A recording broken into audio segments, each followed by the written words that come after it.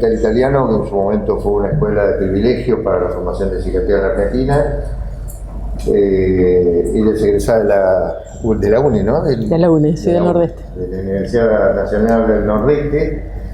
Y además es sexóloga clínica. Entonces la clase de hoy, que es sexología humana y problemáticas de género, que están en el capítulo del libro, ustedes ya tienen y conocen. Acá tienen la autora, así que van a poder dialogar con ella. Ella va a dar una clase y después va a llevar adelante una especie de intercambio, sobre todo porque es un tema muy convocante para todos los jóvenes hoy en día.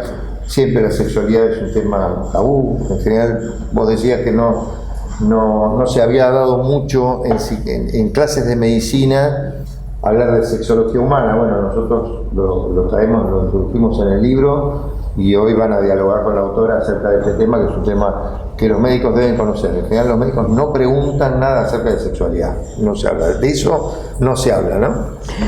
Así que bueno, los dejo con Ani, es un gusto y gracias por estar acá con nosotros.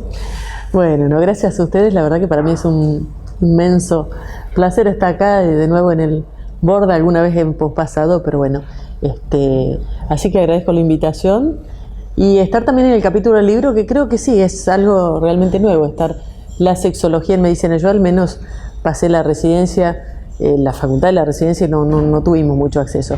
Pero bueno, es un tema convocante y un tema que hace mucho ruido últimamente, con un tema que uno de los aspectos que vamos a abordar es la sexualidad y la identidad, ¿no? Con este tema que hoy está tan en la sociedad instalado, que es la transexualidad, ¿sí? Sobre todo porque hay muchos equívocos en cuanto a estos términos, qué es travesti, qué es transexual, qué es homosexual. Hay como una cantidad de conceptos que están ahí que voy a tratar de aclararlos. Por eso también es la idea que pregunten, porque por ahí estoy dando cosas que ya las saben, o por ahí doy sentado cosas que no las saben. Así que me gustaría mucho después que vayan interrumpiendo en las veces que sea necesario, ¿sí? En primer lugar, se me ocurrió este chiste cuando me invitó Humberto, porque digo, yo vendría a ser el papá que le va a hablar al chico y le dice, ¿qué querés saber?, ¿no? Por eso estamos todos impregnados y todos sabemos mucho sobre sexualidad, está en todas partes. El tema es que muchas veces se manejan conceptos un tanto distorsionados, ¿sí? Entonces ahí, volviendo a lo que decía Humberto, la sexología es una disciplina compleja y de reciente aparición, ¿sí? Fíjense que yo hice el posgrado en la Sociedad Argentina de Sexualidad Humana, que fue creada por el doctor Gindini Zapetti, y en ese posgrado interveníamos muchos médicos de distintas especialidades. Había ginecólogos, urólogos, psiquiatras, endocrinólogos, y en otra área estaban, digamos, psicólogos, bioquímicos, sociólogos. O sea, creo que tiene esta riqueza la sexualidad, donde todos tenemos algo para aportar y donde necesitamos de otras especialidades u otras profesiones para poder arribar, ¿sí? El tema también que decía Humberto, como me presentaba, yo soy sexóloga clínica, porque muchas veces tampoco se sabe la diferencia entre lo que es. Me dicen, vos sos como Rampolla, y yo digo, bueno, sí, Rampolla es comunicadora, no está mal porque ella acercó mucho la sexualidad a la sociedad, ¿sí? Pero ellos son comunicadores sociales, no tienen una profesión. Después están los orientadores y los sexólogos clínicos como yo, que bueno, soy médica, psiquiatra y después soy sexóloga, ¿sí? Pero bueno, es una disciplina, como decía, de reciente aparición. Los posgrados estos no hace tanto que funcionan, y el capítulo de un libro creo que es la primera vez que en un libro de salud mental se aborda la temática de la sexología, y que esté dando yo clase acá de sexología también es algo nuevo, me parece. Y recién en el 1974 la OMS considera la sexualidad como una parte del concepto integral de salud. Cuando el doctor Persano me invitó a dar, lo mismo que en el capítulo, yo pensé de cómo abarcar, qué puntos abarcar de la sexología, que es tan amplia, y se me ocurrieron dos ejes por los cuales voy a tratar de ir hoy. Una es la cuestión de la respuesta sexual humana en cuanto a las distintas fases, que son obviamente arbitrariamente separadas, las fases del deseo, excitación, meseta, orgasmo y resolución. Esa es una, qué diferencias hay entre la mujer y el hombre. Este es un aspecto que voy a abordar, y el otro es, como yo le decía, la identidad y sexualidad, que ahí están todas las variables posibles que se les puedan imaginar y donde seguramente van a tener algunas dudas que vamos a tratar de despejar. Bueno, esto es solo un pantallazo general de, le decía, cómo el modelo de la sexualidad está tan integrado, es biopsicosexual, ¿sí? Está la biología, la psicología, lo sociocultural y lo interpersonal como factores que van a influir, ¿sí? Bien, acá yo decía, tenemos un largo legado de unir la sexualidad a la reproducción. Y si no, fíjense los nombres que se le derivan a los órganos sexuales. Genitales viene de generación. Y también se le llama, en anatomía ustedes lo habrán estudiado como órganos reproductivos, ¿no? Bueno, sabemos que la sexualidad no está necesariamente ligada a la reproducción, sino que puede tener un montón de cuestiones que no tienen que ver con la reproducción. Y ahí vamos a abordar justamente la sexualidad femenina estuvo mucho más ligada todavía a la reproducción. En realidad la sexualidad femenina obedece más a estrategias reproductivas. El orgasmo femenino en ese sentido no cumple, como en el hombre, una función reproductiva, ¿sí? En el hombre, si no hay orgasmo, no hay algo que tenga que ver con la reproducción. En la mujer no necesariamente. Su aparición es azarosa. Y acá, más allá de las cuestiones que puedan pensarse como que se cree que la mujer, no, en la práctica las mujeres tienen mucho más, las consultas de la mujer tienen que ver la disfunción sexual, que es la que uno atiende, con dificultades tanto en el deseo sexual hipoactivo, que antes se decía frigidez, o trastornos orgásmicos. Y son los motivos frecuentes, más frecuente consulta en la mujer. Mientras que en el hombre ya vamos a ir viendo los motivos más frecuentes de consulta tienen que ver con la disfunción eréctil, llamada impotencia, o con la eyaculación precoz. Pero eso son solamente para ilustrar que en el orgasmo la mujer sigue siendo todavía un problema a pesar de que está mucho más evolucionada, ¿no? La otra cuestión de la sexualidad femenina, que la cópula, como se practica en Occidente, no ofrece las condiciones para su aparición. En esto también hay toda una cuestión que derivamos de la religión, como dice ahí, la postura de la cópula, deviene un poco de la postura del misionero que ustedes traen, viene de las primeras misiones que vinieron y antes se practicaba de otra manera la sexualidad. Pero acá se impuso más a nivel, digamos, todo lo que trajo la religión, una cuestión que tiene que ver más con la reproducción que con la cuestión del placer, ¿sí? Y acá, fíjense que esto es de Galeno. Dice que la mujer es menos perfecta que el hombre por lo que respecta a sus partes reproductivas. Es un poquito viejo esto del siglo II. Estas partes se formaron en su interior cuando la mujer era aún un feto y por falta de calor no pudieron proyectarse en el exterior. No encontraréis ni una sola parte del hombre que no hubiera cambiado de posición. Las mujeres son inversas a los hombres y de ahí su menor perfección. Tienen los mismos órganos pero en lugares equivocados. Bueno, esta es una concepción que tiene que ver con la cuestión falocéntrica, que es el hombre el que determina lo que está bien y lo que está en la mujer viene mal o está fallado. Pero bueno, ustedes están viendo embriología, me dijeron, ¿vieron? Están viendo los análogos permanentemente como de una sola, digamos, un solo órgano van a derivar hacia un lado o hacia el otro, ¿sí? Entonces esto es lo que va a llevar, digamos, a las distintas conceptualizaciones y diferencias también en lo que respecta a la sexualidad en los dos géneros, ¿sí? Bueno, una cuestión que puede parecer muy obvia, pero que vale la pena aclarar.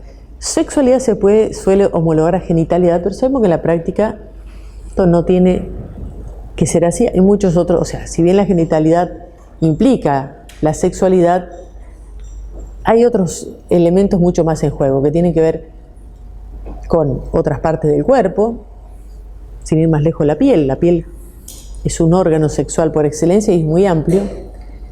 Miradas, gestos, sonidos, podemos decir olores y muchos aspectos psicológicos y emocionales. En eso, téngalo siempre presente. La sexualidad está imbuida por muchos factores que trascienden la genitalidad, ¿sí? Son mucho más abarcativos. Bueno, y yendo acá a esta curva que diseñaron, es nuevita, Master y Johnson en 1950, fíjense que diseñaron esta curva. Sin embargo, desde 1950 no hubo muchas variaciones, hay agregados, hay cosas que le podemos agregar. Por ejemplo, si bien esto se hizo por Master y Johnson, que fueron los pioneros en sexología, Kaplan unos años más tarde, en 1978, le agregó una fase previa que tiene que ver con el deseo, ¿sí? Kaplan decía que el deseo es como lo necesario para que todo lo demás se ponga en marcha después, ¿sí? Master y Johnson dijeron que eso no lo habían tenido en cuenta porque lo que consideraron acá en estas 4 fases son los cambios físicos que aparecen, y el deseo dice que es algo psíquico, no está puesto en el cuerpo sino solamente en la cabeza, ¿sí? Pero bueno, ahí está. Entonces, si empezamos con el deseo es lo que decía Kaplan que es necesario para que todo lo demás se ponga en marcha, ¿sí? ¿Cómo aparece el deseo? Bueno, puede ser estímulos externos, estímulos internos. Sabemos el papel que juegan las fantasías en todo lo que es el deseo, ¿sí?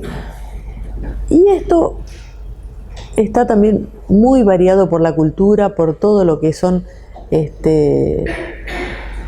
las cuestiones psicológicas, y todo eso cómo van a intervenir para que lo que a una persona le provoque el deseo puede ser lo que a otra persona no le provoque, ¿sí? Esto es muy variable, depende de las culturas, de las edades, depende de un montón de factores. Pero bueno, una vez que el deseo se pone en marcha, va a producirse la excitación. Para que se produzca la excitación, en el deseo hacen falta primero niveles de hormonas circulantes que sean la suficiente para producir que esto se despierte.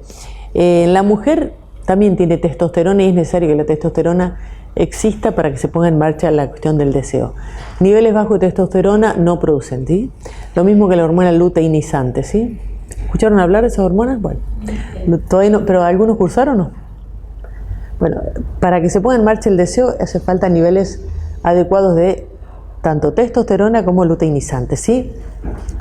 Luego, por eso les preguntaba, todavía no empezaron a cursar, pero por ejemplo los neurotransmisores que también funcionan, la dopamina para que se incentive el deseo, la noradrenalina para la excitación, y luego tenemos la serotonina, que es una que inhibe el deseo, ¿sí? Cuando se pone en marcha hay una serie de cambios psíquicos en la excitación que básicamente tienen que ver con lo que ustedes conocen en el hombre la erección, en la mujer la lubricación, todo un montón de cambios también, que aumenta la frecuencia cardíaca, que aumenta la presión. Entonces son cambios que se incorporan a la primera fase de la respuesta sexual, que es la excitación. Esto, vuelvo a decir, no son fases que están cortadas, sino que se separan acá arbitrariamente para poder entenderlas, ¿sí? Luego viene la meseta donde todos estos cambios físicos se van a sostener y mantener hasta que llega la punta, que es la fase del orgasmo, ¿sí? Que se vive como una situación muy placentera. En el hombre coincide con la eyaculación y luego viene la etapa de resolución. En esa etapa de resolución es donde existe la diferencia entre la mujer y el hombre, en la cual en el hombre hay un periodo refractario que si no hay, como dice ahí, si no baja la excitación totalmente, no puede haber un segundo orgasmo, ¿sí? Mientras en la mujer existe la posibilidad, acá vamos a desterrar uno de los grandes mitos de la mujer multiorgásmica, ¿sí? La mujer, por sus características anatómicas, tiene la capacidad de tener más orgasmos, ¿sí? Esto no quiere decir que las mujeres tengan que tener, ni que la mujer que tenga más orgasmos disfrute más que la que tenga uno solo, ¿sí? ¿Por qué? Porque si no se crea esta cuestión de que lo que puede llegar a ser una búsqueda de placer termine en una exigencia, ¿sí? En esto tanto los hombres como las mujeres muchas veces están ligados a la cuestión de la exigencia. Entonces, cuando se habla de mujer multiorgásmica, parece que la mujer que tiene muchos orgasmos es la que disfruta y la otra es una pobre mujer que tiene uno solo. No, esas son variaciones individuales de cada uno, y que exista la posibilidad no quiere decir que la mujer tenga que tener muchos orgasmos. ¿Existe la posibilidad? Sí. Eso es una cuestión muy individual en que cada una habrá que ver, digamos, si le resulta o no, o con uno solo está bien. Porque si no, además en el hombre se crea esta exigencia de que tiene que brindarle muchos orgasmos a la mujer y que si no los brinda es porque él falló, ¿sí? En esto la exigencia siempre juega en contra, y todo lo que lo vivan como un deber ya termina de ser placer. Cada persona tiene sus individualidades, tiene su forma de encontrar el placer, y vuelvo a decir, esto es una cuestión muy de cada uno. No sirven las reglas de que hay que tener muchos orgasmos para tener placer o para disfrutar, sino que cada uno tiene su variación, ¿sí? En este punto, como yo les decía, bueno, la diferencia es eso, los hombres necesitan un tiempo que es individual en cada uno, puede ser minutos, horas, semanas, cada uno tendrá su tiempo para recuperarse, ¿sí? Pero la mujer puede tener. Hasta acá alguien que quiera hacer alguna pregunta, alguna duda. Ah, perfecto. No sé de dónde no me escuchaste, pero todo en general, lo escucharon pero con dificultad en el fondo, entonces, perfecto. Bueno, esto les decía entonces que son diferencias individuales, cada uno encontrará su manera y cada pareja encuentra en el otro, porque por ahí con una pareja se despliega una cuestión que con la otra pareja no, ¿sí? Pero en esto, básicamente lo que tiene que ver es que cada uno tiene que respetar sus tiempos, ¿sí? Y lo que le produce placer, que esto es muy variable. Ahora bien, ¿alguna diferencia con los géneros? Bien, las mujeres son lentas en su respuesta y los hombres son más rápidos. Esto sigue existiendo y algunos lo atribuyen a cuestiones anatómicas. Dicen que para llenar, porque este proceso de excitación tiene que llenar el piso pélvico con circulación sanguínea, ¿sí? O sea, cuando hay ingurgitación de toda la zona pelviana en la mujer, en la vagina y en el hombre, se produce la excitación. Por eso dicen que es más fácil llenar el pene, que es cortito, chiquito, pongámosle, ya empezamos a las cosas. Digamos, es más fácil que la mujer que tiene que irrigar una zona más extensa, si se quiere, que el hombre que es una zona más pequeña, podemos decir, no estamos hablando de tamaño, perdón. Bueno, esa es otra cosa ya que están y me permiten decir. La exigencia del tamaño en el hombre es una cuestión que pasa mucho por los hombres. Yo muchas veces ¿qué tal?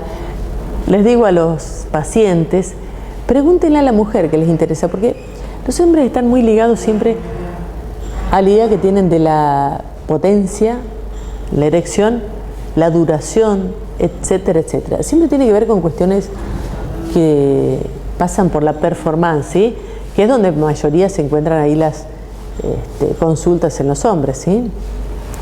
Por eso digo, la mujer muchas veces no está tan pendiente ni de la potencia, ni de los tiempos que necesitan, ¿sí? Pero bueno, por eso, pregúntenle a las mujeres, a su compañera, porque también en eso es individual. Pero lo que yo les decía acá, que la respuesta de las mujeres suele ser más lenta, con lo cual la cuestión es que hay que detenerse más en la previa en las mujeres, es así. Las mujeres necesitan de más tiempo, sea como les decía, por estas cuestiones anatómicas o tiene que ver con cuestiones psicológicas. Pero es verdad que las mujeres se manejan con un poquito más de tiempo que los hombres en la previa, ¿sí? La otra cuestión es que en las mujeres existe mucha variación. En los hombres son más parecidos. Esto no quiere decir necesariamente que las mujeres somos más complicadas, sino que tenemos más riqueza, si se quiere, ¿sí? Esto le decía, quizás tiene que ver con que las mujeres tengan más riqueza, más zonas sensibles, más cosas que la estimulen, etc. En ese sentido el hombre se maneja mucho más en on-off, ¿sí? Prendido y apagado, tiene menos cosas, digamos, que lo estimulen, son más predecibles, si se quiere, los hombres y las mujeres. Yo diría más eso, más variedad en las respuestas, ¿sí? La otra diferencia, como decíamos, de la mujer, que puede tener muchos orgasmos y los hombres habitualmente solo tienen uno. Y acá está la diferencia. ¿Por qué? Porque es verdad que la mujer puede tener muchos orgasmos, pero no quiere decir que tenga que tenerlos necesariamente, ¿sí? Y la otra cuestión es que el hombre solo tiene uno. Es variable, porque está descrito y existe la posibilidad de que pueda tener más de un orgasmo, sobre todo cuando son jóvenes, que pueden tener la posibilidad de tener un orgasmo sin eyacular. Entonces, cuando los hombres tienen y pueden practicar eso, cuando son jóvenes pueden tener más de un orgasmo también, ¿sí? O sea, entonces esto que las mujeres tienen uno, que los hombres tienen uno y las mujeres tienen más de uno también es muy relativo, ¿sí? Puede que los hombres tengan más de uno y las mujeres tengan solo uno. Pero en esto nuevamente la cuestión del orgasmo y que sea sincronizado. Hay otro mito que pareciera que para que se disfrute el hombre y la mujer tienen que terminar al mismo tiempo. Eso es muy difícil y no siempre tampoco genera placer, sino que el hombre puede estar muy pendiente y entonces en eso se le pierde. Bueno, hay muchas cuestiones que tienen que ver con la exigencia que se plantean de ambas partes y lo que nos brinda mucho la sociedad de consumo, ¿sí? En eso es lo que se supone que uno tiene que llegar y lo que vende también, ¿sí? Bueno, la otra cuestión es que las mujeres tienen orgasmos y los hombres además eyaculan. En eso no es tan así porque, como les decía, hay orgasmos en los hombres que pueden ser sin eyaculación y hay mujeres, un porcentaje que se calcula entre un 20 y un 30% que también eyaculan. Tienen glándulas parauretrales y pueden tener eyaculación las mujeres, ¿sí? No es de tanta cantidad como los hombres, pero eyaculan. Hay mujeres que eyaculan, no se asusten, es un líquido transparente, pero en algunas mujeres existe la posibilidad de que puedan eyacular. No, y me voy acordando, porque otro aspecto que tienen en cuenta los hombres con esta cuestión de lo que muestran las películas, que pareciera que bueno, la eyaculación tiene que ser así una cuestión. No. ¿Saben la cantidad? Ustedes estudiaron ya la cantidad que hay en una eyaculación. 2 o 3 centímetros cúbicos, cabe en una cucharadita de té, ¿sí? Eso es así, o sea que la cuestión que le muestran en las películas, lo que uno supone no es tan de esa cantidad que parece que es una manguera, que cantidad de litros, no. Sáqueselo de la cabeza porque 2 o 3 centímetros cúbicos es la eyaculación promedio de un hombre. Puede ser un poco más, puede ser un poco menos, pero eso es lo que en general se maneja. ¿Puedo ir atrás? Porque me acordé de una cosa. Voy atrás en lo de qué es la respuesta. Yo les decía que acá es una cuestión que describieron linealmente, pero que fíjese que también puede ser circular. ¿Por qué? Porque la excitación puede preceder a la eyaculación, el deseo. Y en esto me voy a detener en algunos productos, porque me acordé de la sociedad de consumo de venta, pero se venden Sildenafil, nombre comercial Viagra, el más conocido. Hay más de 20 o 30 marcas que hablan del Sildenafil, que es el Viagra. ¿Sí? Revolucionó mucho la sexología y ayudó mucho, pero también generó mucha exigencia, porque a partir de ahí es como que pareciera que hay que estar siempre presente, ¿sí? El Sildenafil, que es la droga principal, son todos inhibidores de la fosfodiesterasa. Sildenafil es el que surgió primero, pero después surgió el Tadalafil y el Vardenafil, que son parecidos con algunas diferencias. El Vardenafil actúa más rápido, pero no está en la Argentina, y el Tadalafil tiene una vida media más prolongada. Se calcula que tiene una vida media de 36 horas, 48 horas, se llama la píldora del fin de semana, ¿sí? No quiere decir que haya erección las 48 horas, si no hay estímulo no hay erección.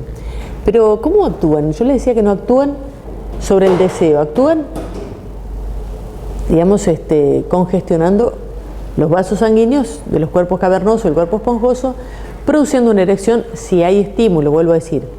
También en las mujeres actúa el Sildenafil, sepan las mujeres que así como en el hombre aumenta, la excitación porque produce erección, en la mujer tiene la posibilidad de producir mayor lubricación, mayor congestión en esa zona, ¿sí? Entonces, aquí iba mi aclaración, que si no actúan en el deseo, en el hombre sentir que tiene una erección, que tiene más potencia, puede secundariamente producir mayor deseo. O sea, no es que el hombre tenga más ganas porque toma Viagra, está más confiado y entonces eso lo lleva, digamos, a que pueda tener mayor deseo, mayor, erección, ¿sí? Pero también actúa en las mujeres y en esto, por eso yo les decía que está la cuestión de esta curva puede ser circular también, que la excitación produzca mayor deseo. Y cuando vemos en la patología, para acercarnos un poco también a este esquema, por ejemplo, hay hombres que tienen trastorno de la eyaculación, que es la eyaculación precoz, ¿sí? Y eso que está al final puede condicionar la parte inicial. ¿Por qué? Porque si un hombre tiene eyaculación precoz, va a tener más dificultades, quizás, o va a tener más inseguridad a la hora de empezar la relación sexual. Entonces va a tener dificultades en la erección. Y eso secundariamente puede condicionar todo el ciclo, que tenga menos ganas también. O sea, suelen tener o están muy asociadas a la eyaculación precoz con la disfunción eréctil, ¿sí? Disfunción en la erección que termina condicionando el deseo y el hombre ni siquiera se acerca, no tiene ganas de tener relación. Entonces, esto sepan que este esquema es lineal así, pero una cosa suele ir condicionando a la otra, ¿sí? ¿Alguna pregunta de esto? Bueno, pueden preguntar sabiendo que van a ser personas que van a trabajar con pacientes, no tiene nada que ver con lo personal, esto no. Cuando pregunten, piénsenlo en sus pacientes a futuro. Porque además, como yo les decía, eligen la especialidad que elijan, de alguna manera la sexualidad va a estar implicada en lo que elijan, ¿sí?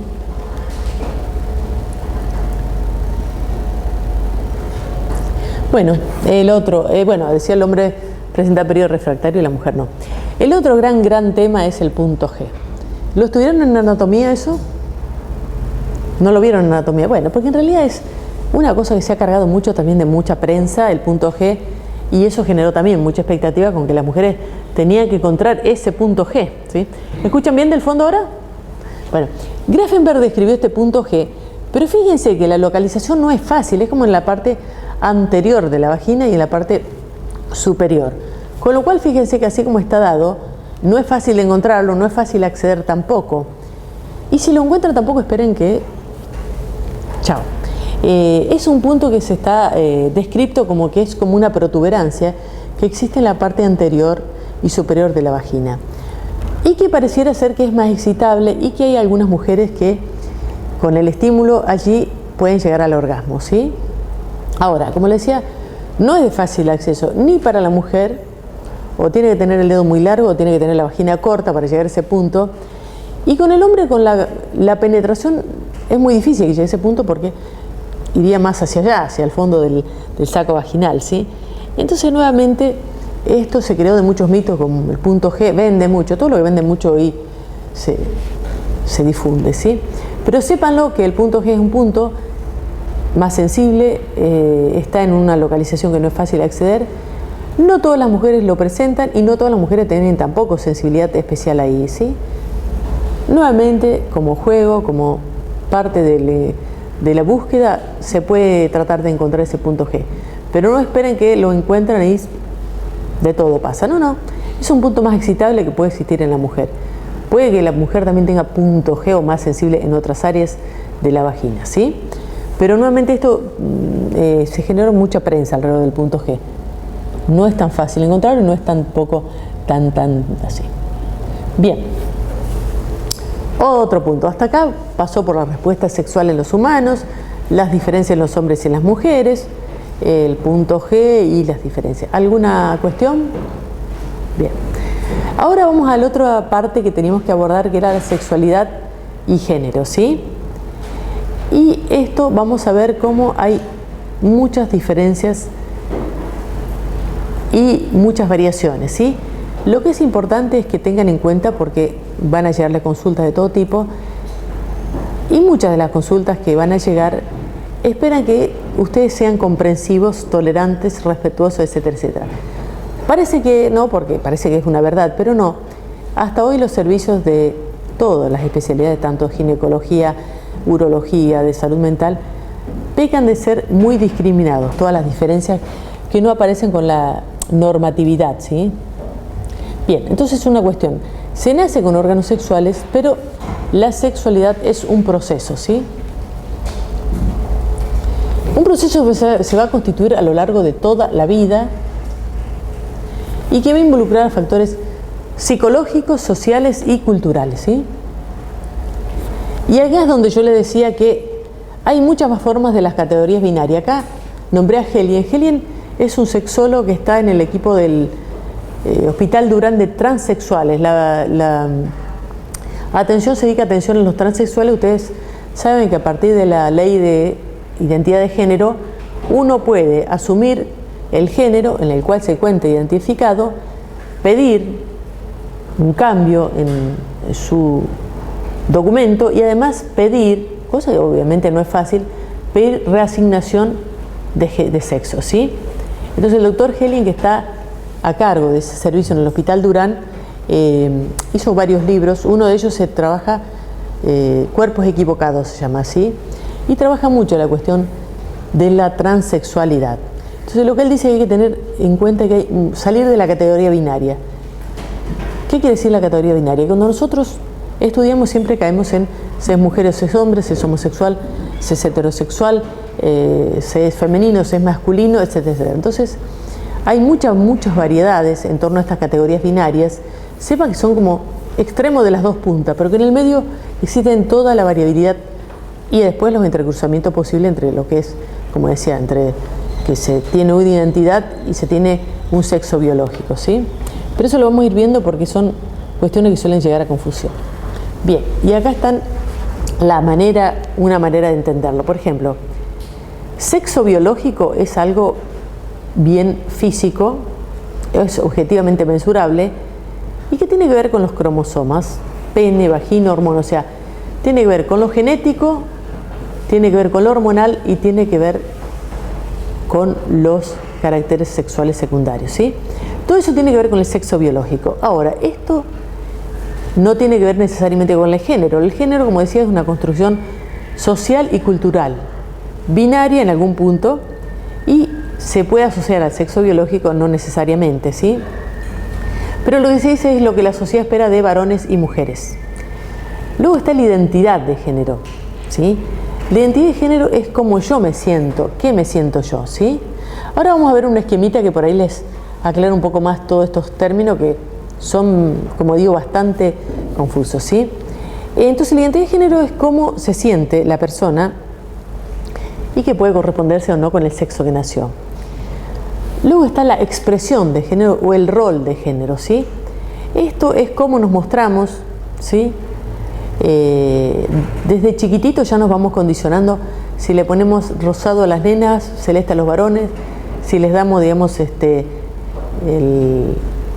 la pelota de fútbol o la muñeca, o sea, de alguna manera va condicionando el sexo biológico con la identidad y nosotros desde afuera vamos reforzando, ¿sí? Y esto va haciendo que haya que nos mostremos de una manera o de otra, ¿sí? Depende de cómo nos sientamos y lo que la sociedad espera de nosotros, ¿sí? Luego, la última parte es la orientación sexual, que es la atracción física, emocional, erótica, afectiva y espiritual que sentimos hacia otra persona, ¿sí? Biológico, entonces, es la parte del cuerpo, lo orgánico, el género, la construcción y la orientación es hacia otra persona, ¿sí? Tengo un esquemita que por ahí está en el libro, les va a ayudar un poco más, ¿sí? Este es un esquema que es un poquito más, digamos, si se quiere, gráfico, y donde ustedes pueden ver, nos quedamos con el esquemita de la derecha, de la izquierda, el amarillo, que el sexo lo tienen ahí, fíjense, entre las dos piernas. Eso es lo que de alguna manera está como inmodificable hasta cierto punto, hasta que podemos entrar a modificarlo, ¿sí? Luego tenemos la identidad que está en el cerebro, la expresión que está en todo el cuerpo y la orientación que la ponen ahí en el corazón, ¿sí? Entonces, si partimos de la parte más básica, que es el biológico, que decíamos que correspondía a las características físicas, biológicas, el XX o XY, y de ahí en más podemos poner macho y hembra como lo más biológico, si se quiere, ¿sí? Pero entre el XX y el XY decimos que hay una variedad muy grande, ¿sí? Y ahí está la intersexualidad, que no sé si ustedes la estudiaron en embriología, en anatomía. Bueno, no siempre el XX y hay XY, hay XXY, XY, hay variaciones cromosómicas que luego dan lugar también a variables y comparten muchas características entre los dos sexos. Hay mujeres que tienen el clítoris del tamaño casi de un pene, hay hombres que tienen vagina, o sea, hay muchas variabilidades, hay caracteres ambiguos, pero en este punto la intersexualidad se lo toma como una cuestión más médica y en general suele llevar a que se operen. La medicina, la clínica lo tiene muy considerado esa parte, no suele generar mayores problemas, sino hasta que esto puede ser resuelto, ¿sí? Pero bueno, sépanlo que entre el XX y XY hay una variedad muy grande, ¿sí? Y esto sería el sexo biológico, lo que está ahí en el medio de las dos piernas. Sexo biológico suele corresponder, cuando todo está bien, XX mujer, ovarios, útero, vagina, XY hombres, testículo, pene, etcétera, ¿sí? Luego viene la identidad de género, que es, como dice ahí, la identidad de género, cómo te sentís representado a vos mismo, ¿sí? Es la forma en que tu cerebro interpreta quién sos. No está ligado necesariamente al sexo biológico, ese es algún punto que vamos a ir viendo después. Pero entre sentirse hombre y sentirse mujer hay una variabilidad muy grande también, ¿sí? Y en esto hay toda una movida de muchos movimientos. Queer es uno, gender, que se considera que son características impuestas por la sociedad, por la cultura. Entonces ellos se definen, muchos de estos, como que son categorías que no son como tales, ¿sí? Entonces está en el medio, digamos, de todo eso. Toda una variabilidad entre sentirse mujer y hombre, y hay gente que puede sentirse tanto hombre como mujer, y todo es respetable, ¿sí? Esto es lo que digo que tienen que tener bien en cuenta. Vamos a trabajar con personas que sufren y por eso los consultan. Entonces, tengan en cuenta eso, porque nuestros prejuicios muchas veces condicionan cómo nos vamos a manejar y cómo podemos hacer sufrir a la otra persona sin darnos cuenta, ¿sí? Bueno, la identidad entonces es cómo nos sentimos. Luego está cómo nos expresamos. El rol de género también expresa hacia los roles, decía, tradicionales, que incluyen la forma en vestirse, los gestos, cómo nos comportamos, etc. Entonces, a partir de ahí está en un extremo lo femenino y en otro extremo lo masculino. Pero eso también va cambiando permanentemente. Y si no, fíjense ustedes los metrosexuales. No quiere decir que sean necesariamente tengan una orientación, simplemente que salen un poco de la cuestión tradicional de que los hombres no se depilan, por ejemplo. Sí, se depilan y bueno, siguen siendo hombres por eso. Pero esto cambia muchísimo con el tiempo, y lo que para una cultura puede ser femenino, masculino, para otra cultura cambia totalmente. Y por ahí lo que para hoy es femenino, el día de mañana no lo sea. Son atributos muy ligados a la sociedad, ¿sí? Entonces son muy cambiantes. En el medio de eso, como les decía, hay características andróginas que pueden pertenecer a ambos géneros, ¿sí? Luego está la orientación sexual. La orientación sexual se refiere al tipo de persona al que te sentís atraído, ¿sí? Física, emocionalmente, espiritualmente, románticamente, ¿sí? Entonces ahí nuevamente tenemos las categorías binarias que siempre manejamos, que son o se es homosexual o se es heterosexual, ¿sí?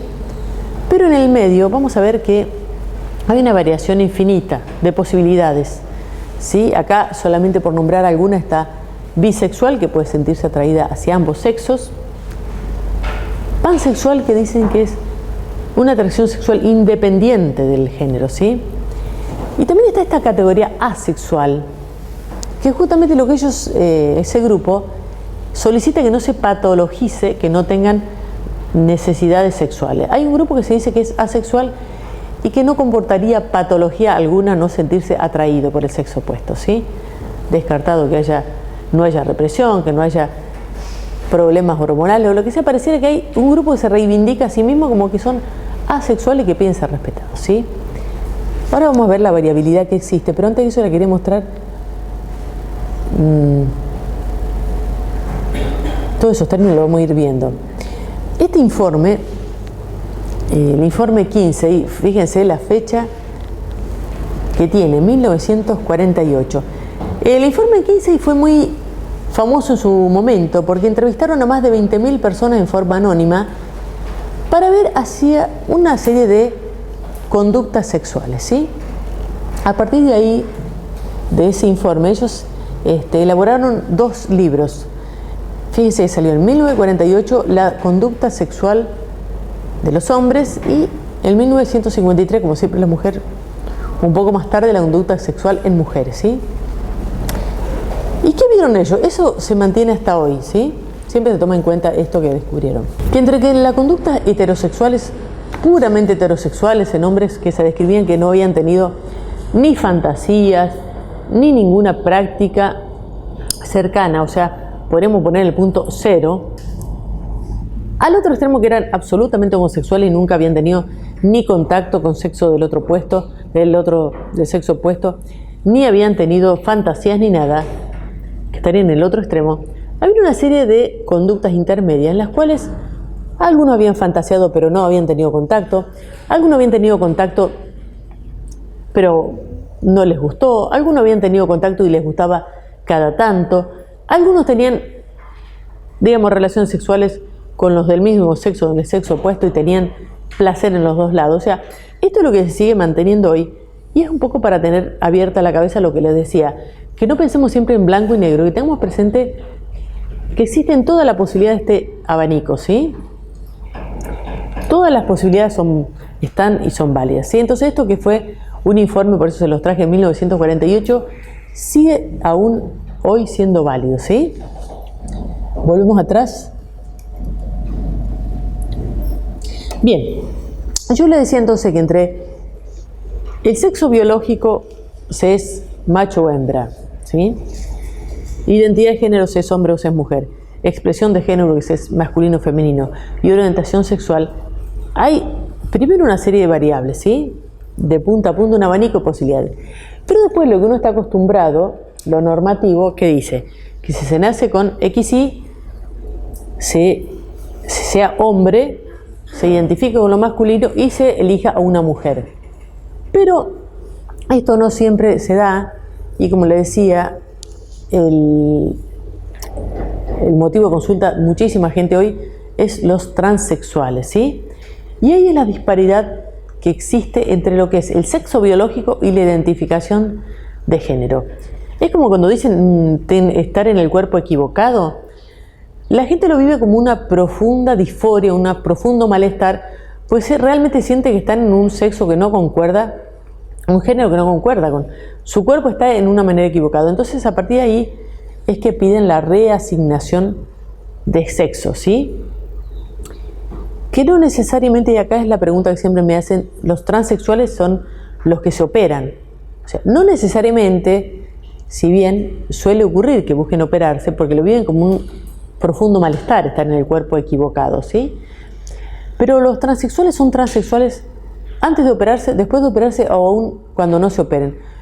Lo que los caracteriza es esa cuestión de sentirse en el cuerpo equivocado. Cuando este sexo biológico no coincide la identificación que ellos tienen, ¿sí? Y esto no quiere decir tampoco orientación sexual, es otra cosa, ¿sí? Nuevamente, transexualidad quiere decir diversidad entre lo que se tiene como sexo biológico y lo que se tiene como identificación, con quién yo me siento identificado. Entonces, se lo vive con profundo malestar porque, vuelvo a decir, son hombres que sienten que son mujeres, o sea, son sexo biológico, hombre o masculino, como sea, pero se sienten y se identifican como mujeres, ¿sí?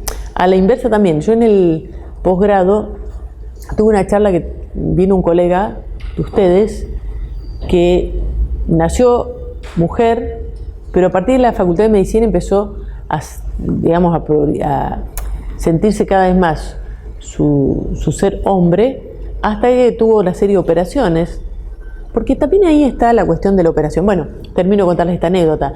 Es un colega nuestro, hombre ahora, traumatólogo y ejerce la profesión, ¿sí? Y él lo vive, digamos, muy libremente, tal es así que suele dar charlas para contar todo este proceso de la transexualidad. Porque pasa también con las operaciones que se hacen, que no son, las mujeres que se transformaron en hombres, no son funcionales, no necesariamente, porque ¿qué pasa? En la cuestión de la reasignación de sexo hay varios pasos. Una, la cuestión muchas veces psicológica para establecer si la verdadera identidad está dada en el sexo opuesto. Después está el proceso de hormonización, que hasta cierto punto es reversible. A cierto punto ya no es reversible el proceso de hormonización que transforma el sexo biológico hombre en mujer y mujer en hombre, ¿sí? Y luego está la operación, que tampoco es una, sino que son varias. En el caso del hombre transformado en mujer, pasa por la ablación de mamas, pasa por cerrar el orificio vaginal y proveer de una prótesis externa que es como un pene, ¿sí? Acá no la tengo, pero hay una serie de operaciones. Y en el hombre, al revés, bueno, es la sección, digamos, del pene y con las mismas, la misma piel se hace como un orificio que simula una vagina. Ahora, todas estas operaciones no son fáciles, son muchas veces cruentas y no devuelven la funcionalidad que uno espera. No es que me transformo ya en mujer o en hombre, ¿sí? Muchas veces las operaciones buscan restituir esta cuestión de sentirse más en armonía con el cuerpo, pero no están, digamos, ligadas a obtener placer en esas zonas, ni en la funcionalidad en el caso del pene, ¿sí?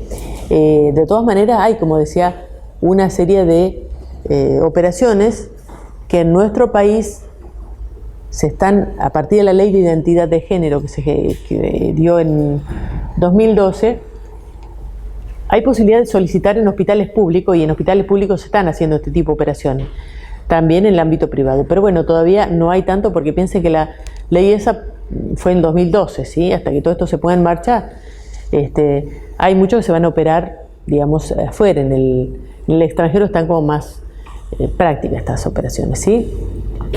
Pero bueno, esto, como le decía, tiene que ver con una de las cuestiones, que es la transexualidad, ¿sí? Que es una de las consultas que es muy frecuente, ¿sí? ¿Hasta acá alguna duda, alguna pregunta? Sí. El hecho de querer ser, el hecho de nacer así, tiene que ver con la transexualidad. Sí, no te entendí la última parte. ¿La pregunta que dice? O sea, el hecho de querer ser, o sea, como quiere ser, pero no, Sí. no es que nació por eso. También tiene que ver con asexual o ¿Que es asexual? No. transexual. Sí. La transexualidad tiene definida de esa manera, por sentirse que tu sexo biológico no coincide con tu identificación. Eso es la trans. Sí, ahora vamos a ver, porque hay toda una cuestión de cuándo se define la sexualidad, ¿sí? Porque muchas veces se considera que hay muchas cuestiones culturales que pueden hacer que haya más homosexuales. Una pregunta me dicen, pero esto, ¿hay más homosexuales ahora? No, creo que hay más libertad de expresión. Vamos a ver lo que vos decís, que hay una cuestión que pareciera que se juega en los primeros meses de vida intrauterina. ¿Y por qué está dado esto? Pareciera que cuando el cromosoma XY determina que eso va a ser biológicamente un hombre, hacia la 6ª semana se forman las gónadas masculinas en el embrión. Y a partir de la 13ª semana hay lo que se llama en biología un baño de testosterona, así se llama, porque pareciera que lo que va a determinar que el hombre se sienta hombre, como que antes de nacer pareciera que ese baño de testosterona va a condicionar la identidad o cómo se sienta uno, ¿sí? Y esto, la orientación e identidad, pareciera que se va a jugar en los primeros años de vida. Está como bastante determinado. Seguramente hay un montón de condicionamientos sociales, culturales, que pueden dar lugar a que se define si un lugar o no, pero pareciera que está fuertemente determinado genéticamente, también biológicamente, ¿sí? Esto también para que no pensemos a la homosexualidad, por ejemplo, como algo elegido libremente. O sea, está bueno que nosotros le demos la libertad de elegir, pero no es que uno define, hoy me hago homosexual o hoy me hago heterosexual, ¿sí? Ténganlo presente, porque si hay mucho sufrimiento en torno a las personas que muchas veces elegirían la heterosexualidad porque es más fácil, si se quiere, en esta vida. Por más que hoy seamos mucho más amplios y estemos mucho más abiertos, ¿sí? Pero de todas maneras esto no es una libre elección tal como se piensa, que hoy decido ser homosexual y me defino. No es tan fácil, está bastante condicionado, sí. Bien, repasando algunos términos. Cisexual. Cisexual sería como lo opuesto a transexual. Cisexual es como donde tu sexo biológico coincide con tu identidad de género. Si decimos cisexual, quizás para oponerse a lo transexual, que es cuando no coincide. Cuando no hay coincidencia es transexual, y cuando tu sexo biológico coincide con tu identidad de género, con lo que vos te sentís representado, se llama cisexual. Bueno, transexual ya lo definimos. Nuevamente hay muchas consultas, hoy hay muchísimas consultas. Yo no creo que de un día para el otro esto, digamos, se haya habido más. Hay gente que por ahí lo vivía con muchísimo disconfort, con muchísimo malestar, pero muy calladamente, ¿sí? Travesti, esta es la otra diferencia. ¿Alguien sabe la diferencia entre transexual y transvesti? Bueno, travesti, o sea, si se fijan en esos términos, transexual se considera alguien que está en tránsito, ¿sí? Mujer a hombre, hombre a mujer. Travesti, como su nombre vesti, viene de travestir. Y travesti, como su nombre lo indica, es gente que se viste, actúa como alguien del sexo opuesto. Los motivos pueden ser muchos, ¿sí? Puede ser que lo excite, pero que no es que se sienta necesariamente un hombre que se pone tacones o se viste como mujer. Muchas veces lo hace por divertirse, porque lo excita, a veces porque trabajan de esto, pero no necesariamente quiere decir que esté identificado o que quiera hacer o que viva eso como una malestar que no es como el transexual. El transexual vive con muchísimo disconfort y reniega del sexo opuesto, ¿sí? Reniega del sexo biológico, si se quiere.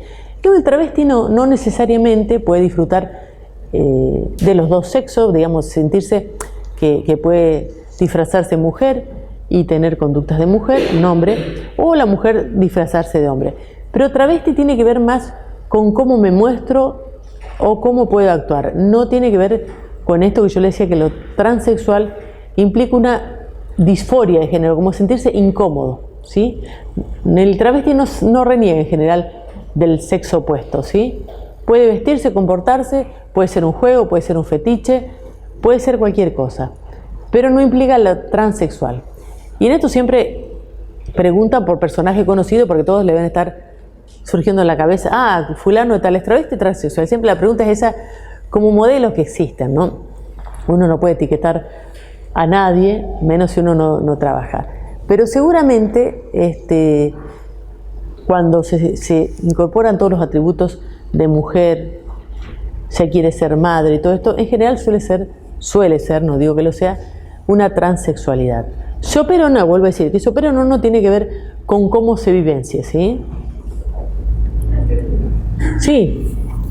Ahora es como que travesti está dicho de una manera más efectiva, o por el poner que porque todos hablan del colectivo trans. Sí. Como que ya lo travesti. Transgénero quedan trans, y ya no, como que la palabra travesti, que hace unos años por ahí sí se usaba, hoy por hoy ya no se usa por ahí de la misma manera,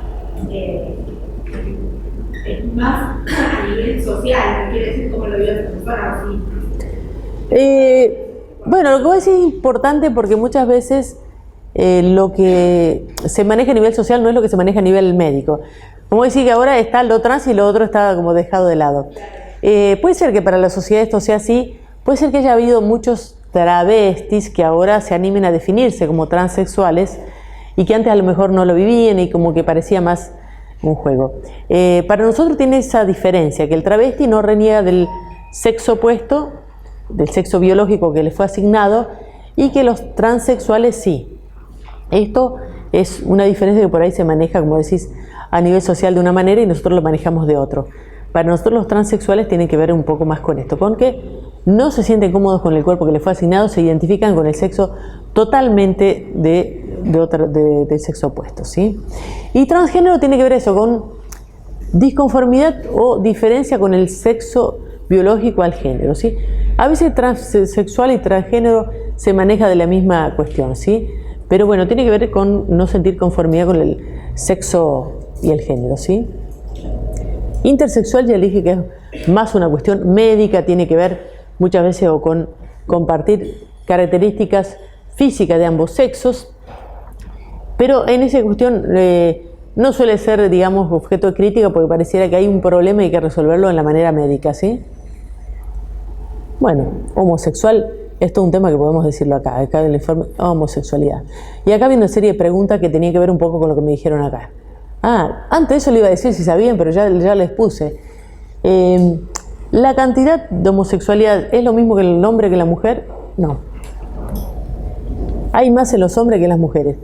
Pero no es lo que uno ve en la, digamos, en la práctica es más fácil que se puedan mostrar mujeres que hombres, ¿sí? Y acá está lo que yo les decía, bisexuales hay más mujeres que hombres, ¿sí? Ahora bien, esta cifra, ¿de dónde la tomamos? Yo tomé una cifra que aparece ahí, pero en general todas las porcentajes suelen coincidir. Bien, y esto es lo que iba, es una cifra que se mantiene constante, ¿sí? Entonces esto es lo que nos hace pensar que hay un determinante más allá de la cuestión social y cultural. No es que haya más homosexuales ahora que antes, simplemente tendrán más libertad de expresarse, ¿sí? Esto es la diferencia que uno puede ver. Bien, y entonces ahí está el origen. ¿Qué origen tienen? Bueno, hay un fuerte porcentaje de incidencia genética. Esto es lo que se descubre, que en gemelos idénticos hay un 57 posibilidades de que se tenga un hermano genético. O sea, tiene la misma carga genética, pero sin embargo, fíjese, si bien esto es un porcentaje muy alto, que se suele repetir en distintos estudios, hay 40%, si hay un 60%, hay más de un 40% que aún compartiendo la misma carga genética no van a ser homosexuales. Con lo cual esto nos da a pensar que hay siempre una influencia que tiene que ver con lo social, con lo cultural, con lo familiar, etcétera, etcétera, con todo, que va a hacer que esto sea diferente. ¿Sí? Aunque tengan la misma carga genética, no es que tengan el 100%, ¿sí? Pero fíjense que la variabilidad en que en los genéticos gemelos son un 57, 24% los hermanos mellizos y un 13% de los hermanos, nos hablan de que hay una fuerte carga genética, ¿sí? Esto nuevamente para tener en cuenta que cuando tenemos, digamos, algún día un paciente que venga por el motivo que sea, pensemos que no es con una libre elección, que él decidió un día levantarse y ser homosexual, no. Esto viene algo que está muy cargado genéticamente, biológicamente, ¿sí? Puede ser que le demos la posibilidad de que se exprese de una manera más libre, sí, pero no es que él libremente pueda elegir, ¿sí? Nuevamente está acá qué determinantes tuvieron la crianza, el medio social, etcétera, etcétera. Hay muchos determinantes y lo que se tiene en cuenta es que no se sabe exactamente qué es lo que puede determinar que una persona tenga ese tipo de elección hacia personas del mismo sexo, ¿sí? Esto, como decimos hoy, hay mucho más conocimiento, pero si se quiere, hay mucho más apertura, si se quiere. Algunos datos, por ejemplo. Hasta el 1974, la homosexualidad figuraba en los diagnósticos que nosotros utilizamos, que es el DSM, Diagnóstico Estadístico Mental, era considerado una enfermedad psiquiátrica, ¿sí? Con lo cual, esto, de alguna manera, condicionaba bastante que no se fuera a desplegar tan abiertamente soy homosexual, sino estaba considerado que no estaba dentro de la normativa y era una enfermedad. Bueno, y esto, si se quiere, también les puedo decir un poco lo que fue mi experiencia en la práctica profesional como psiquiatra. A comienzo, empecé a trabajar hace más de 30 años en psiquiatría. A comienzo yo tenía muchos de los padres que me traían los hijos porque estaban equivocados, estaban desviados, había que corregirlo. De alguna manera, si consideramos que esto era una enfermedad, había que tratarla y había que resolverla, ¿no?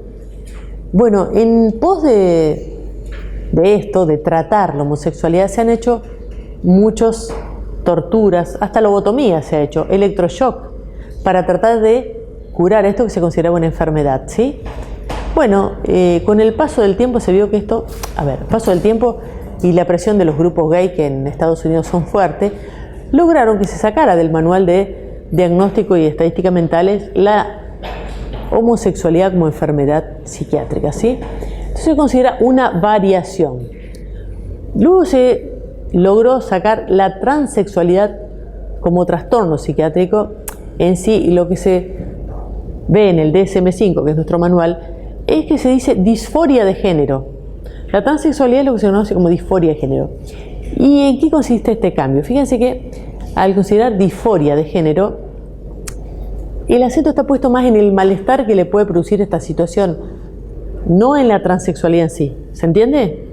Disforia de género, transexualidad, entonces quiere decir, cuando hay malestar, se considera como un trastorno psiquiátrico. Si no, no está, la transexualidad en sí no sería una enfermedad psiquiátrica a tratar, ¿sí? Pero bueno, fíjense que en pocos años como esto ha ido variando.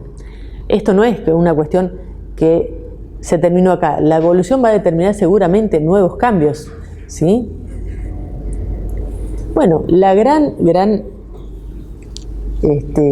gran cambio fue en el 2010, que llegó la ley de matrimonio igualitario.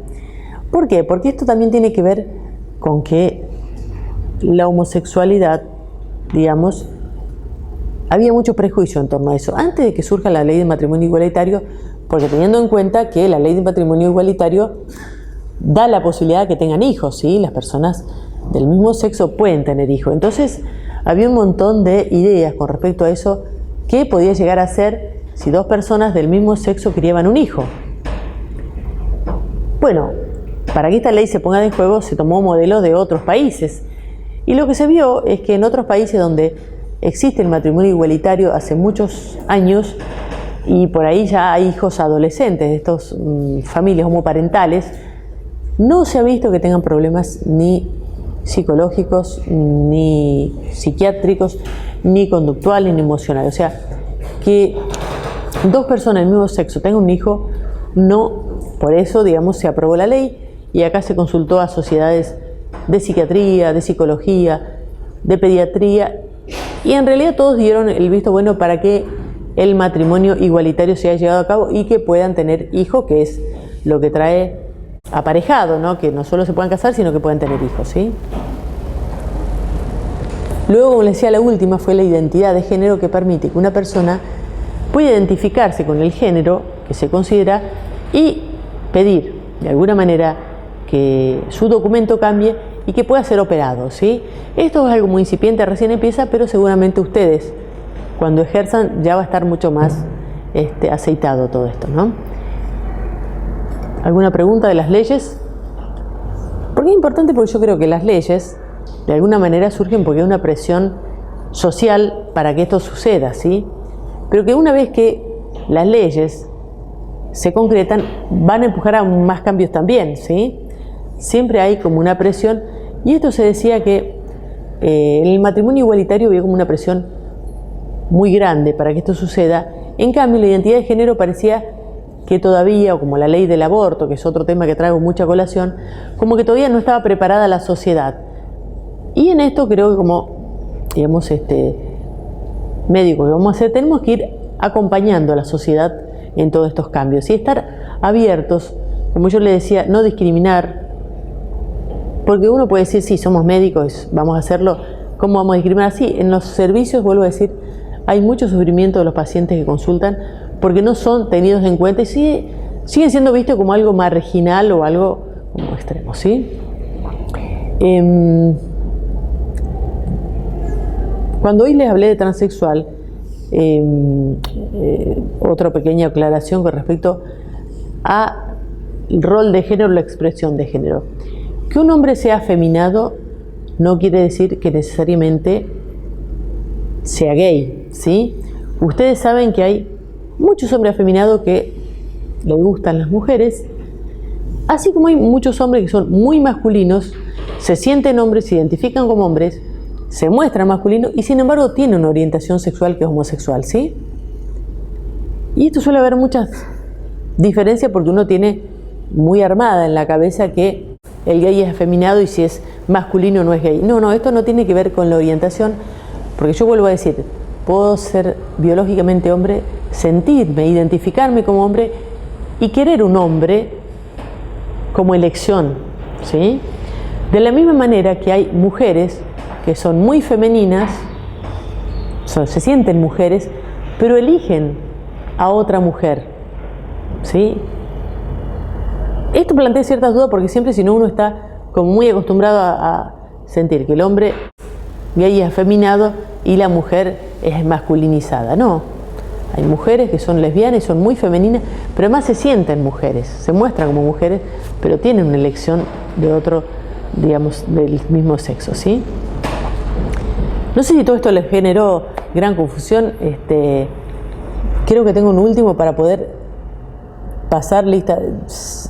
Bueno, la diferencia entre sexo y género. Entonces, tengan en cuenta, como yo les decía, que estas son categorías binarias, que no necesariamente es blanco o negro, hay mucha variabilidad en el medio, y luego las combinaciones posibles que se puedan dar. Sexo biológico, decíamos que se nace macho o hembra, luego lo que hace la cultura, la sociedad, es cómo nos identificamos, hombre o mujer, ¿sí? Luego, como nos mostramos, rol de género, la expresión de género masculino, femenino, y luego la orientación. La orientación hacia quién nos sentimos atraídos, que pueden ser del mismo sexo o del otro sexo, ¿sí? Luego estaban, como yo les decía, todas las variaciones posibles, que uno nazca con un sexo biológico y se identifique con otro, que uno tenga una identidad determinada y se oriente hacia personas del mismo sexo o no, que se muestre de una manera o no. O sea, todas las variaciones posibles en este abanico y las combinaciones también. O sea, lo que por ahí, si no terminaron de entender todos estos términos que por ahí son medio nuevos, por lo menos tengan la cabeza abierta para poder entender a la gente que les consulta, ¿sí? Que ya le digo, hagan la especialidad que sea de alguna manera, por lo que sea, para ser consultados, ¿sí? Pero este es un abanico muy grande, así que me parece bien dejarles como inquietud, como si quieren alguna cuestión que se les aparezca como curiosidad, y si hay algunas preguntas que aparezcan por acá. ¿Les quedó tan claro todo? Porque suele ser, hasta colegas suele ser muy confuso todos estos términos, como les decía, travesti, transexual, homosexual. Porque supónganse que yo le decía a los transexuales, nací biológicamente hombre, pero me siento mujer, ¿sí? Porque les voy a contar que es un caso que sucedió y que nadie se enteraba. Me opero todo para ser mujer, pero después me gustan las mujeres. Entonces, ¿cómo? ¿Y para qué te operaste? Entonces, sí, porque yo me siento mujer, pero elijo a otra mujer, ¿sí? Ahí es donde, porque surgió eso, me decían, se mostraba como una cuestión así, muy tergiversada, que como si yo era hombre y me operé para ser mujer, ahora me gustan las mujeres. Bueno, pero ¿cómo me identifico? No tiene que ver con la orientación, ¿sí? Y vuelvo a decir tampoco cómo me muestro.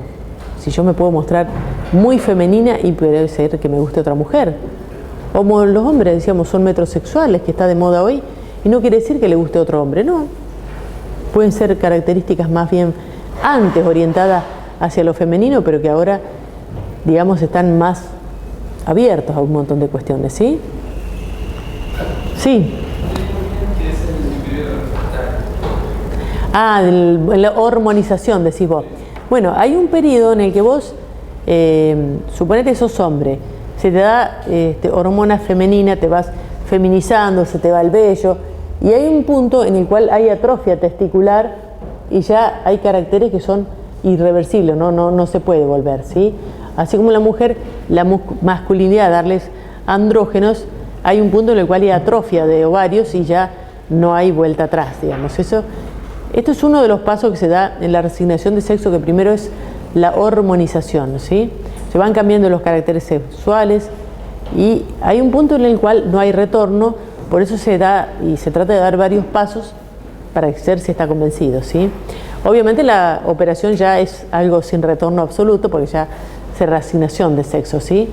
Pero esto, digamos, son, como decía, pasos dados que se van generando caracteres sexuales secundarios y hasta, digamos, después no hay retorno. Hay toda una corriente y es una cuestión muy fuerte, muy importante. ¿A qué punto, en qué momento se tendría que hacer esta reasignación de sexo o la hormonización o lo que sea? Y en esto hay muchas corrientes, hay mucha discusión, todas por supuesto, porque si uno dice, bueno, hay que estar adolescente para que la identidad, sabemos que se va construyendo y se termina a consolidar en la adolescencia, habría que esperar a que esté adolescente para ver si realmente está. Pero si esto se va determinando tempranamente, ¿no será que ese chico está sufriendo, esa chica está sufriendo porque le están endilgando un rol que no le corresponde? ¿Sí? Y en esto hay casos muy famosos, digamos, no sé, el hijo de Angelina Jolie, vieron que lo nombro porque justamente es algo público. Es una nena, pero él dice que se siente varón, entonces lo visten como varón y él dice que lo nombren, no me acuerdo con qué nombre, y entonces Angelina Jolie y Brad Pitt respetaron esto y lo están nombrando, digamos, como varón. Esto, vuelvo a decir, es muy discutible. Uno diría hasta qué punto se está condicionando, hasta qué punto no hay que marcar poner el rosa en la mujer y el varón y los hombres, o hasta qué punto esto también, por eso sí hay grupos que dicen que esto es una violencia total, que hay que respetar. Hay grupos hasta extremos, hay una pareja que le dio el nombre Storm en inglés, que es totalmente indefinido y no lo visten de ninguna manera ni lo definen de ninguna manera. Eso sería como un extremo, que es la total indefinición, que él cuando sea grande elija de qué sexo quiere pertenecer, ¿sí? Por eso digo que en esto hay muchas discusiones, hay grupos que son muy, como decíamos, a la avanzada, y hay muchos muy conservadores, ¿sí? En esto, por supuesto, están factores que están ligados a la cultura, a la sociedad y mucho a la religión, que obviamente en esto intervino mucho, ¿sí? Pero en esto también hay grupos que dicen, bueno, ¿y por qué no dejarle a un nene que elija qué quiere ser? ¿No le estamos imponiendo mucho a nosotros? Y del otro lado, si no, lo estamos dejando muy perdido, dejándolo sin nombre y sin identidad, no le tenemos que armar una identidad. Es así. Siempre me preguntan también, porque me acordé de Brad Pitt y Angelina Jolie, siempre me preguntan por, vamos a nombrar un extranjero, Elton John, ¿vieron? Elton John tiene sus hijos, tienen, creo que mellizos también. Bueno, y acá también tenemos varios que, a partir, creo que hay mucha más apertura, se permite mostrarse los famosos, y a su vez los famosos permiten que gente menos famosa, más anónima, pueda decidir, ¿no? Tener un hijo, porque lo tienen de referencia. Bueno, está el hijo de Marley que está viajando por el mundo, tal mal no le salió, entonces todo el mundo está mirando a ese niñito, ¿no? Y en este sentido, digamos, como les decía, no, por todos los estudios que se hicieron, no parece ser que pueda tener influencias el ser criado por alguien que tenga, digamos, una orientación sexual diferente, ni porque sea criado por dos padres del mismo sexo, ¿sí? Esto seguramente lo iremos viendo con el tiempo, pero en principio no aparece ser, ¿sí? Y en este sentido no sé ni qué pasa por la vida privada de cada uno. Lo que digo es que puede ser que un hombre se sienta hombre y quiera casarse con otro hombre y tener un hijo, o sea, que el hijo tenga dos papás o que tenga dos mamás. Sí, no es que uno sea el papá y el otro la mamá. En esta cuestión puede ser dos padres o dos madres. Son las nuevas configuraciones vinculares a las cuales tenemos que estar abiertos porque existen. Creo que se le da más apertura, por eso se le da posibilidad que se muestre. Pero esto es lo que sucede hoy en todas estas cuestiones de las nuevas configuraciones familiares. Y si a ustedes les parece un poco raro, yo que soy un poco más grande que ustedes, cuando se planteaba la ley de divorcio, parecía que iba a ser una locura, que esto iba a traer un montón de problemas en los hijos, cómo los hijos iban a vivir separados de los padres, y se planteaba hipotéticamente si esos padres después se querían volver a casar, y si el otro padre tenía otro hijo, y si después querían tener hijos. Era como una cuestión que no le estoy hablando de tantos años, la ley de divorcio creo que desde el 83, cuando surgió la democracia. Bueno, la ley de divorcio parecía que iba a traer una terrible locura en toda la familia, que iba a ser, sin embargo no, hoy asistimos a lo que llaman las familias ensambladas y son lo más naturales del mundo, y en su momento se planteaba como una cuestión muy, muy loca, ¿sí? Bueno, así como eso nos pareció, la ley, como decíamos, primero que la homosexualidad se saque como diagnóstico psiquiátrico, después como que la ley de matrimonio igualitario, la ley de identidad, y no paramos acá, esto seguirá evolucionando porque somos parte de la cultura, estamos inmersos. Ya que está otra cuestión de la cultura, porque cuando a mí me plantean, pero esto no es natural, yo les decía, ¿qué es natural? Desde el hombre se inserta en la cultura, va a modificarla, ¿sí? Entonces, a partir de que la cultura nos va cambiando, nada de lo que es natural, no somos seres que tenemos sexualidad para reproducirnos. Entonces, a partir de ahí, ni las mamas están solamente para alimentar a bebés, ¿sí? Sabemos de la función erótica que cumplen las mamas. Entonces digo, cuando me dicen esto es natural o no es natural, no es natural desde el hombre se inserta en la cultura y la modifica y la cambia, ¿sí? Entonces esto de que si es natural o cultural, la homosexualidad o lo que sea, piénselo que somos seres insertos en la cultura y como tal modificamos la naturaleza, ¿sí? Creo que no hay más. Bueno, muchas gracias, por hoy terminamos entonces, ¿eh?